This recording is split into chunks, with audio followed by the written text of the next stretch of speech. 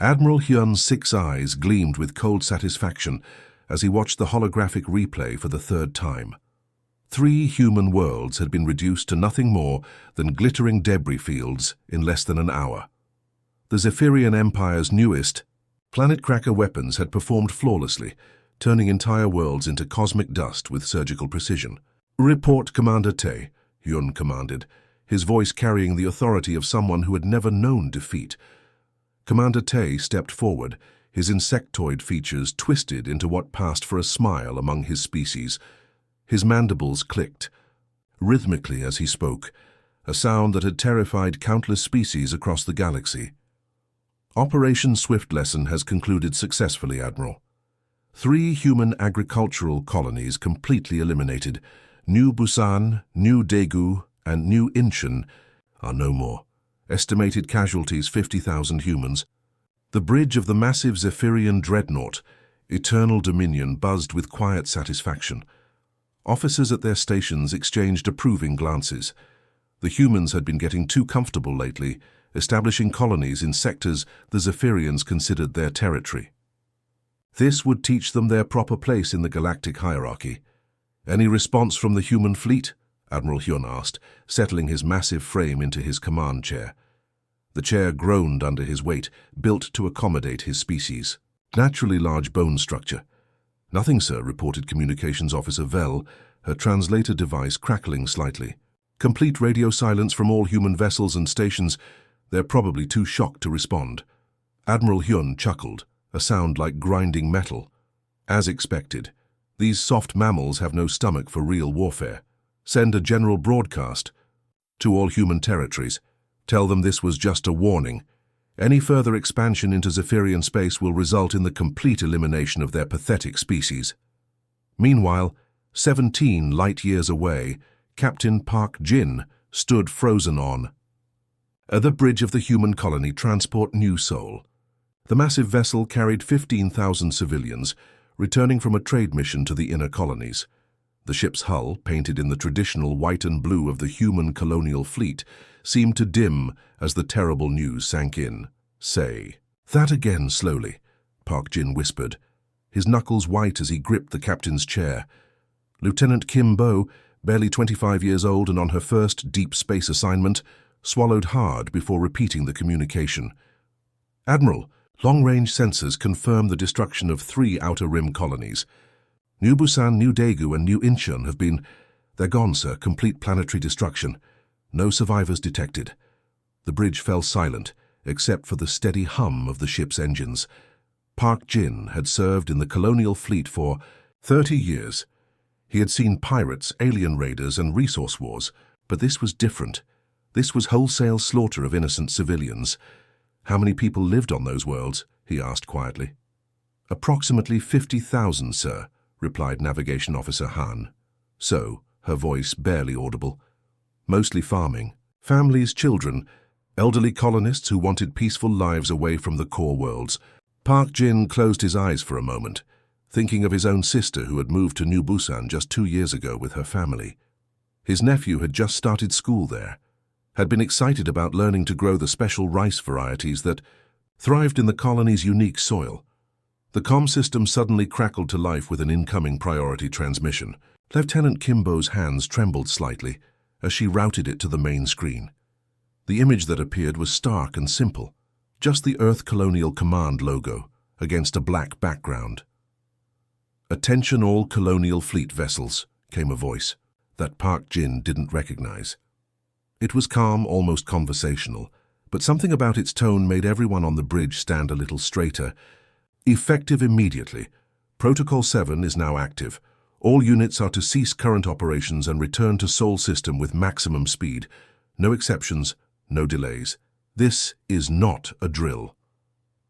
The transmission ended abruptly, leaving the bridge in stunned silence.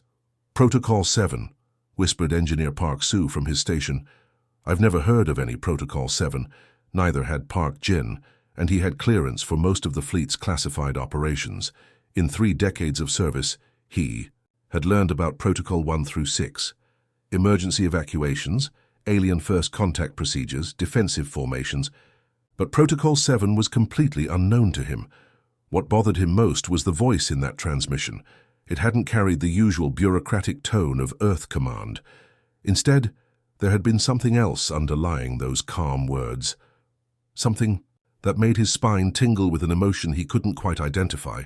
It wasn't fear. Park Jin had felt fear before, and this wasn't it. This was something else entirely. Something that felt almost like excitement, mixed with a cold anticipation that seemed to promise terrible things were about to happen to someone. And somehow, Park Jin was absolutely certain it wasn't going to be humanity that suffered. The withdrawal began within hours, and it was unlike anything the galaxy had ever witnessed. Human ships that had been scattered across thousands of star systems suddenly changed course, abandoning trade routes, mining operations, and diplomatic missions without a single word of explanation. Captain Yoon-gi watched from the observation deck of the Altarian space station as the human cargo vessel, Prosperity, disconnected from the docking bay. The massive ship, which had been delivering medical supplies to the outer colonies for months, simply powered up its engines and departed. Mid-transaction. "Wait," he called over the comm. "Captain Park, you still have 3 containers of medicine on the dock. The Altarian children need these vaccines." The response was cold and mechanical. "Apologies, all human vessels are under immediate recall orders. The cargo is yours to keep." Yoon-gi stared as the ship's engines flared bright blue, and the vessel jumped to hyperspace without another word. In 30 years of interstellar trade, he had never seen humans abandon a delivery. They were known across the galaxy for their reliability, their stubborn insistence on completing every contract, no matter the cost. Similar scenes played out on thousands of worlds. Human merchants walked away from profitable deals. Human engineers abandoned half-finished construction projects. Human doctors left medical facilities where they had worked for years, their alien colleagues begging them to explain what was happening. On the luxury cruise liner, Stellar Paradise, Ambassador Li Su moved through the diplomatic quarters like a ghost. The Altarian Chancellor had begged her to stay for the peace negotiations between the Helix Confederacy and the Void Hunters. 3 months of careful diplomacy were about to pay off, potentially ending a war that had claimed millions of lives. "Ambassador, please reconsider," pleaded Chancellor Ray, her blue skin pale with worry. "You're the only one both sides trust. Without human mediation, this peace treaty will collapse." Li Su paused at the airlock, her face expressionless.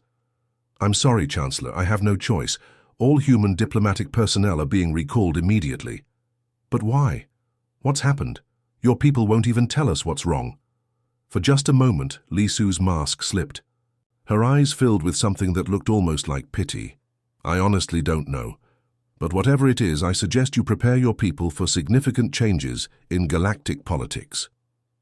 The massive Galactic Council station orbited the neutral world of Harmony Prime, a gleaming testament to interspecies cooperation. Inside its vast chambers, representatives from 200 different species gathered in emergency session. The topic was the same everywhere. What were the humans planning? Chancellor Vex of the Aldorian Republic stood at the central podium, his forearms gesturing frantically as he spoke. His species had evolved from tree-dwelling creatures, and stress always made him want to climb something. Today he settled for gripping the podium with 2 hands, while the other 2 waved in agitation. In 72 hours, humanity has withdrawn from every single joint venture, trade agreement, and diplomatic mission in the galaxy, he announced to the assembled crowd. They've recalled over 3 million citizens from alien worlds. Their military fleets have vanished from every border region, and they refuse to explain why. A chorus of worried murmurs filled the chamber. The Crystalline Collective's representative, a being of living crystal whose voice sounded like wind chimes, spoke first. "Perhaps they are preparing for some internal crisis, a plague or natural disaster." "Impossible," replied the Helix Confederacy's ambassador, a slug-like creature whose translator struggled with his rapid speech patterns. "Our intelligence networks show no signs of internal problems in human space. If anything, their worlds seem to be fortifying themselves." Chancellor Vex was about to respond when a hologram materialized at the center of the chamber. Admiral Hyun's massive form appeared, looking even more imposing in the blue-tinted projection. His recent victory had made him something of a celebrity among the more aggressive species. "Honored delegates," Admiral Hyun began, his voice dripping with false courtesy, "I believe I can solve this mystery for you. The humans are retreating because they know they cannot stand against Zephyrian might. My recent demonstration of power has shown them their proper place in the galactic order." Chancellor Vex's skin flushed from blue to deep purple, a sign of extreme agitation among his people. "Admiral, with respect, destroying civilian colonies hardly proves military superiority. The humans have one of the most advanced fleets in the galaxy." Admiral Hyun's mandibles clicked in what passed for laughter among his species. "Advanced? They use the same basic fusion drives and particle weapons that most species developed centuries ago. Their ships are efficient, yes, but hardly revolutionary. No, Chancellor, what you're witnessing is simple cowardice. They know they cannot match Zephyrian war technology, so they retreat to lick their wounds. But beneath the surface of Earth, in facilities so deep that most humans didn't know they existed, a very different kind of preparation was taking place. Director Choi Min walked through corridors that hadn't seen human footsteps in over 300 years. The walls hummed with energy that made the air itself feel thick and strange. Dr. Yang Ho looked up from his workstation as the director approached. The scientist's hair had gone completely white in the past 72 hours, aged by stress and the strange radiations that filled the facility. "Report, Doctor," Director Choi said simply. "The quantum resonance chambers are at 60%. Capacity and climbing," Dr. Yang replied, his voice hoarse from exhaustion. "Dr. Shin Yu's team has successfully activated the dimensional fold generators, and Engineer Nam-ji reports that the temporal stabilizers are holding steady despite the massive energy draw." Director Choi nodded, her face showing no emotion. She had been preparing for this day since she was a young scientist, trained by the very people who had built these systems centuries ago. "Any problems with the exotic matter containment?" "Some fluctuations in Section 7, but nothing we can't handle." "Director, are you sure about this? Once we fully activate Project Lazarus, there's no going back. The galaxy will never be the same." "The galaxy changed the moment they murdered 50,000 of our people," Director Choi replied coldly. "Dr. Shin Yu, what are your readings showing?" Dr. Shin Yu looked up from her monitoring station, her face pale with a mixture of fear and excitement. "Director, the quantum signatures are beyond anything in our theoretical models. The energy output is reading at levels that should be impossible. It's like we're bending the fundamental laws of physics." "Because we are," Director Choi said simply. "That's exactly what we're doing." The facility around them pulsed with power that defied comprehension, preparing to reveal humanity's greatest secret to a galaxy that had no idea what was coming. The Zephyrian Armada dropped out of hyperspace at the edge of Earth's solar system, like a plague of metal locusts. 250 warships, each one the size of a small city, arranged themselves in perfect battle formation. Their hulls gleamed with the dark purple metal that had become the signature of Zephyrian military might across the galaxy. Admiral Yun stood on the bridge of his flagship Eternal Dominion, watching the tactical display with supreme confidence. The massive dreadnought stretched nearly 3 kilometers from bow to stern, bristling with enough firepower to crack planets. Around it, his fleet formed concentric circles of destruction, ready to demonstrate once again why the Zephyrian Empire ruled a third of the known galaxy. "Scan results, Commander Tae," Hyun ordered, his 6 eyes focused on the blue-green world that hung before them like a jewel. Commander Tae's mandibles clicked nervously as he studied his instruments. "Admiral, I'm detecting minimal orbital defenses.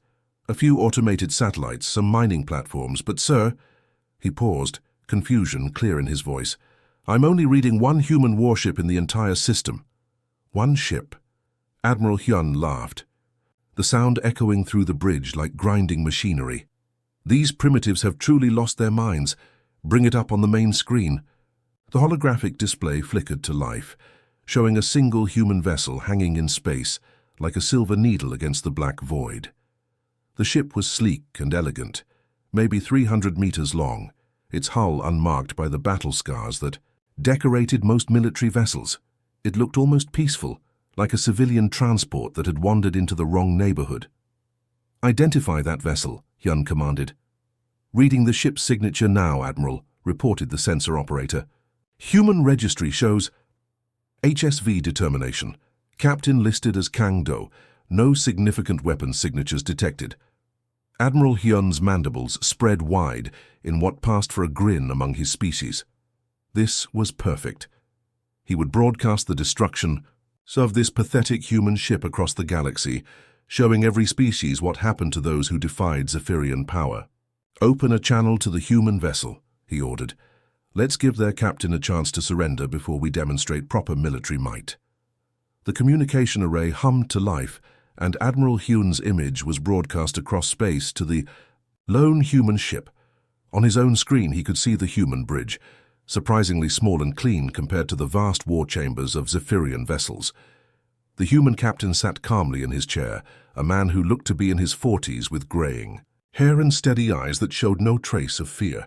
Behind him, the bridge crew went about their duties with an almost casual efficiency that irritated Admiral Hyun.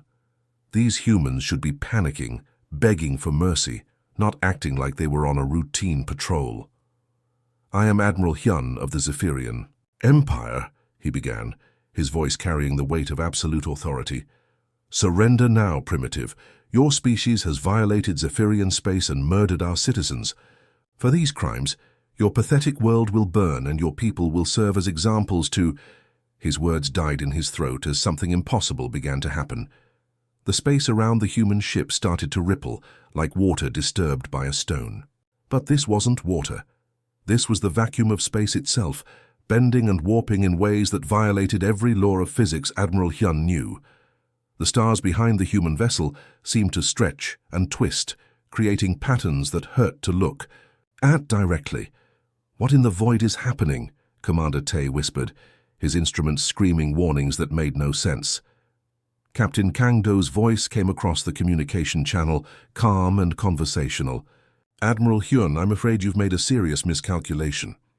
You see, for the past 4 centuries, humanity has been very carefully hiding what we're really capable of. We learned long ago that showing our true strength only leads to fear, wars, and the destruction of civilizations that can't defend themselves." The ripples in space grew stronger, and now Admiral Hyun could see something emerging from what looked like tears in reality itself. Streams of energy that existed in colors. His eyes couldn't properly process, power that seemed to reach into dimensions that shouldn't exist. "But when you murdered 50,000 of our people," Captain Kang Do continued, his voice never changing tone, "you forced us to abandon that policy. Lieutenant Jean Mi, initiate phase manipulation." A young woman's voice responded from somewhere on the human bridge. "Phase manipulation active, Captain. Targeting Zephyrian flagship." Admiral Hyun watched in growing horror as the impossible energies streaming from the human ship reached toward his massive dreadnought. He tried to give orders, tried to command his fleet to attack, but his voice wouldn't work. His mind couldn't process what he was seeing. The energy touched the eternal dominion, and the ship simply stopped existing, not destroyed, not blown apart, not reduced to wreckage. It was there one moment, a 3-kilometer monument to Zephyrian military power, and then it was gone as if it had never been built. No explosion, no debris field, no energy signature. The space where it had existed was simply empty. Commander Tay, who should have died with his flagship, found himself standing on the bridge of a Zephyrian cruiser, staring at empty space where his commander had been just seconds before. His instruments showed nothing. No record of the flagship ever existing. No quantum signature, no residual energy, nothing. "Impossible," he whispered, his mandibles chattering with terror. "This is impossible." The human ship rotated slightly, its elegant form now surrounded by a corona of energies that seemed to bend light itself. Captain Kang Do's voice reached every ship in the Zephyrian fleet simultaneously, as if he was speaking directly into their minds. "Would you like to see us do that again?" The Zephyrian fleet, 249 ships of the most advanced military force in the galaxy, hung motionless in space. Their crews stared at sensors that insisted nothing had happened, while their own eyes told them that the most Powerful warship in their armada had simply ceased to exist. Lieutenant John Mee's voice carried across the void with casual professionalism. Captain Quantum Erasure successful. Target vessel removed from all dimensional matrices. No survivors, no wreckage, no quantum signature remains. Shall I target the next vessel? Not yet, Lieutenant, Captain Kangdo replied. Let's give our guests a moment to process what they've just witnessed. In the depths of space, surrounded by energies that defied comprehension, a single human ship faced down the Zephyrian Empire's finest fleet. And for the first time in galactic history, the Zephyrians realized they were not the apex predators they had believed themselves to be. The mask was off. Humanity's true face was finally revealed. The Zephyrian capital world of Zephyr Prime had never known fear. For 800 years, it had stood as the crown jewel of an empire that controlled a third of the galaxy. Its massive orbital defense platforms could destroy entire fleets, and its planetary shields had never been breached by any enemy force. All of that changed in exactly 17 minutes. Admiral Park so stood on the bridge of the human vessel, Divine Retribution, watching, as the supposedly impregnable defenses of Zephyr Prime simply vanished. Not destroyed by overwhelming firepower, but carefully dissected by technology that the Zephyrians couldn't even comprehend. Temporal displacement complete, reported Lieutenant Han Do from his station. Their defense platforms now exist 3 seconds in the past. They're firing at targets that are no longer there. Phase shifting successful, added Commander Kim Yu. Their planetary shields are now existing in a parallel dimension, completely harmless to us, but still functional from their perspective. Admiral Park so nodded calmly. The Human Defense Force had studied Zephyrian military tactics for decades, preparing for this exact scenario. They knew every weakness, every blind spot, every tactical doctrine the Empire used. The Zephyrians, meanwhile, knew nothing about humanity's true capabilities. Begin orbital bombardment, Admiral Park so ordered. Target only military installations. Minimize civilian casualties. What followed wasn't a battle. It was a demonstration.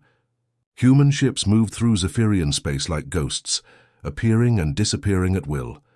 They struck with surgical precision, eliminating every military target while leaving civilian areas completely untouched. Zephyrian commanders tried desperately to fight back, but their weapons passed through human ships as if they weren't there. On Zephyr Prime's surface, General Crix of the Imperial Guard watched the sky fill with impossible lights as his planet's defenses crumbled. His species had evolved from apex predators, and every instinct he possessed screamed that something far more dangerous than his people had finally revealed itself. "Sir, incoming transmission from the human fleet," reported his communications officer, her voice shaking with terror. The hologram that appeared showed Admiral Park, so a human woman with steel-grey hair and eyes that seemed to look straight through him. "General Crix, I am Admiral Park so of the Human Defense Force. Your military forces have been neutralized. Surrender now, and no further harm will come to your people." General Crix's mandibles clicked rapidly, a sign of extreme agitation. "You think you've won. The Zephyrian Empire spans thousands of worlds. You cannot possibly—" "General," Admiral Park so interrupted, her voice still calm but carrying an edge of steel. "In the past 4 hours, we have simultaneously attacked every Zephyrian military installation in your empire. All of them. Your fleets, your bases, your weapons factories, they no longer exist. Your government worlds are surrounded by our ships. This war is over." As if to prove her point, reports began flooding in from across Zephyrian space. Every military commander, every planetary governor, every fleet admiral was sending the same desperate message. The humans had appeared everywhere at once, striking with impossible speed and precision. But even as the Zephyrian Empire crumbled, humanity was preparing to demonstrate something far more terrifying than their military might. In the empty space where New Busan had once orbited its star, Dr. Moon Ji stood in the control room of the most advanced research vessel humanity had ever built. The Temporal Phoenix didn't look like much from the outside, just another sleek human ship with clean lines and minimal armament. But inside, it contained technology that pushed the boundaries of what was possible even for humanity. Beginning. Quantum archaeological scan, Dr. Moonji announced to her team. We're looking for quantum echoes from approximately 72 hours ago. Engineer Lee Ha watched her instruments with fascination and terror. Doctor, the quantum signatures are still there. Every atom, every molecule that was part of New Busan, it's all recorded in the quantum foam. It's like the universe keeps a perfect backup of everything that ever existed. That's exactly what it does, Dr. Moonji replied, her fingers dancing. Over controls that interface directly with her nervous system. The hard part isn't finding the information. The hard part is convincing reality to restore it. The process began slowly. First, space itself seemed to remember that a planet had once existed here. Gravitational fields reasserted themselves, and cosmic dust began swirling in patterns that shouldn't have been possible. Then came the matter, pulled from quantum dimensions, that most species didn't even know existed. Director Jung-soo watched from the observation deck as New Busan began to reform. Not rebuilt, reformed.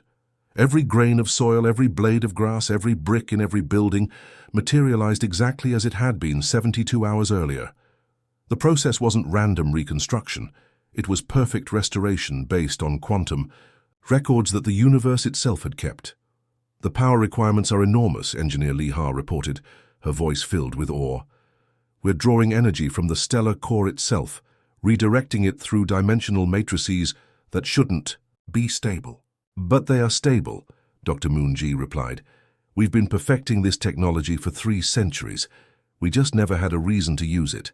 As New Busan solidified from cosmic dust into a living world, something even more impossible began to happen. Life signs appeared on the planetary scanners. Not new life, the same life that had existed before the planet's destruction. A small girl named Park Soo-jin materialized in her bedroom, exactly as she had been 72 hours earlier. She was playing with her favorite doll, completely unaware that she had died when planet crackers turned her world to dust. Her parents appeared in the kitchen, making breakfast and discussing plans for their daughter's upcoming birthday party. Across the reformed world, 50,000 people returned to existence, their lives continuing from the exact moment before the Zephyrian attack. Farmers tended crops that had been vaporized, teachers prepared lessons for students who had been murdered, children played games that had been interrupted by genocide. Director Jung-soo pressed her hand against the observation window, tears streaming down her face. They're all alive, every single one of them. The children, the elderly, the families, they're all alive again. Similar scenes played out on New Daegu and New Incheon as human resurrection teams worked tirelessly to undo the Zephyrian Empire's atrocity. 3 dead worlds returned to life, their populations blissfully unaware of the cosmic tragedy that had briefly erased them from existence. The news of humanity's impossible achievement spread across the galaxy at faster-than-light speeds. Species that had dismissed humans as primitive newcomers suddenly realized they were dealing with beings who had mastered the fundamental forces of creation itself. On the Galactic Council Station, Chancellor Vex of the Aldorian Republic stared at the reports with growing horror. His forearms trembled as he addressed the emergency assembly. They didn't just defeat the Zephyrian Empire, he whispered. They brought back the dead. They reversed death itself. What kind of species are we dealing with? The question hung in the air like a death sentence, because everyone in the chamber knew the answer. They were dealing with gods who had been pretending to be mortals. And now those gods were angry. The great throne room of Zephyr Prime had witnessed the coronation of 17 emperors over the course of 8 centuries. Its massive crystal pillars had echoed with the victory songs of 1,000 conquered worlds. Today it hosted something unprecedented in galactic history, the complete surrender of one of the galaxy's 3 major superpowers. Former Emperor Drax knelt on the polished floor, his once magnificent armor now dull and cracked. Around him, the surviving members of the Zephyrian High Command prostrated themselves before Admiral Kim Nu, a human woman whose simple uniform somehow carried more authority than all their ceremonial regalia combined. "Your Majesty," Admiral Kim Nu said, her voice carrying easily through the vast chamber, despite speaking in conversational tones. "Please rise. Humanity has no interest in humiliating the defeated. Emperor Drax looked up with confusion written across his alien features. His species had ruled through fear and domination for centuries. The concept of a merciful conqueror was foreign to him. You would spare us, after what we did to your colonies? Admiral Kim Nu's expression remained neutral. Justice and vengeance are different things, Your Majesty. Those responsible for the colonial attacks will face trial, but your people are not collectively guilty for the actions of their leaders. She gestured, and a holographic display filled the air above them. It showed the galaxy as it was now, human. Ships maintaining peaceful patrols throughout former Zephyrian space, protecting trade routes and helping with humanitarian crises. Not conquering, not enslaving, but simply maintaining order. From this day forward, Admiral Kim Nu announced, the Zephyrian Empire is dissolved. Your people will be granted full citizenship in the human galactic commonwealth, with all the rights and protections that entails. Your military will be disbanded, but your scientists, engineers, and civilians will be welcomed as equals. The transmission of this ceremony was broadcast across the galaxy, reaching every inhabited world simultaneously. On the massive galactic Council Station orbiting Harmony Prime, 200 species watched in stunned silence as humanity reshaped the political landscape of known space. Chancellor Vex of the Aldorian Republic stood slowly, his forearms trembling with emotion. His blue skin had turned pale, and his large eyes held a mixture of awe and terror that his species had never experienced before. We never knew, he said, his voice barely audible. Your species could have conquered us all centuries ago. You've been walking among us, trading with us, helping us solve our problems, all while possessing the power to remake reality itself. Captain Obin, humanity's senior diplomatic representative, nodded solemnly from his position at the council podium.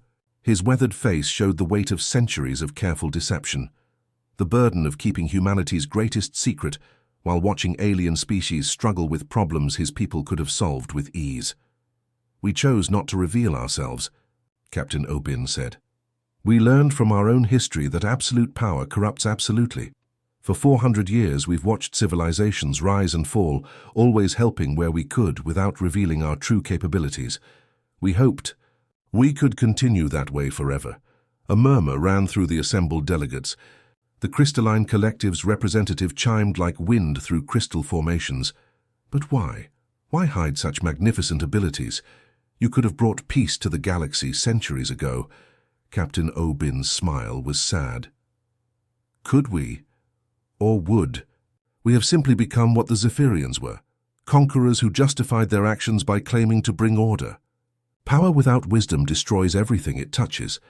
We've seen it happen to countless species, including our own ancestors.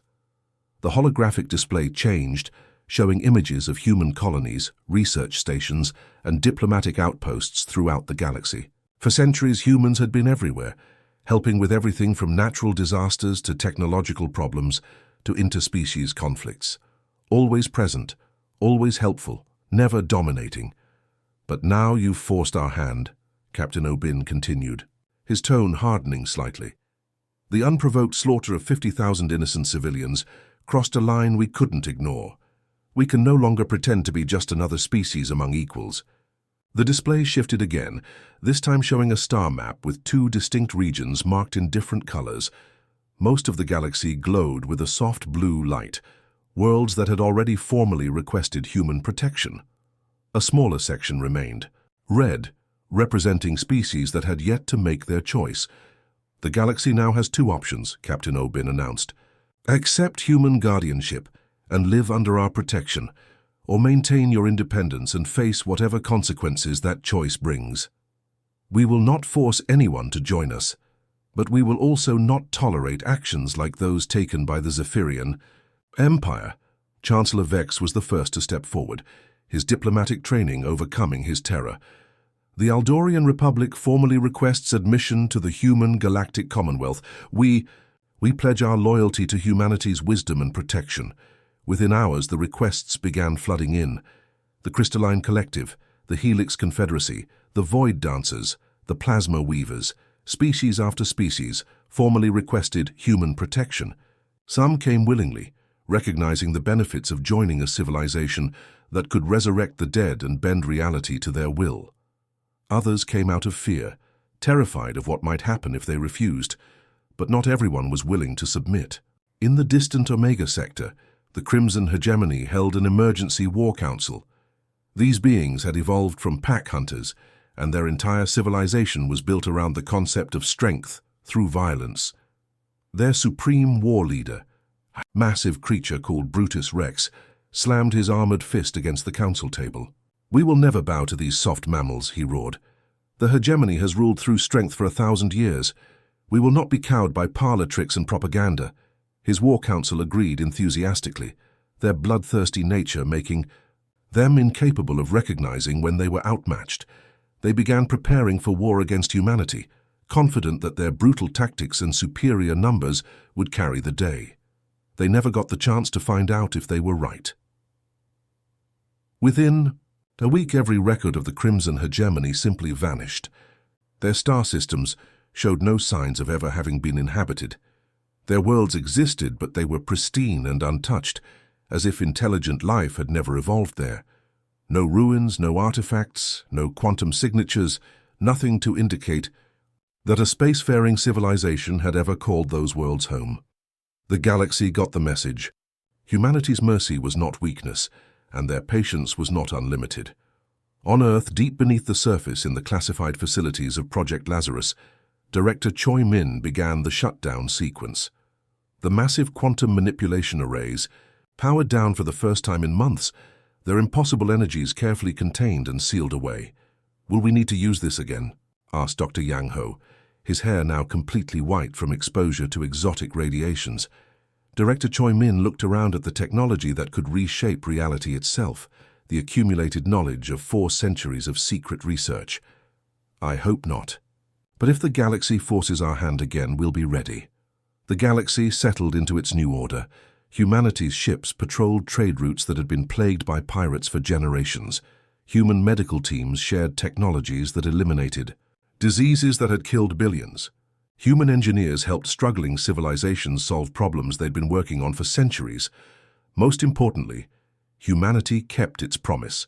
They ruled not as conquerors, but as guardians, protecting the weak and maintaining peace without crushing the spirit of the species under their care. The age of hidden gods was over. The age of benevolent guardians had begun. The end.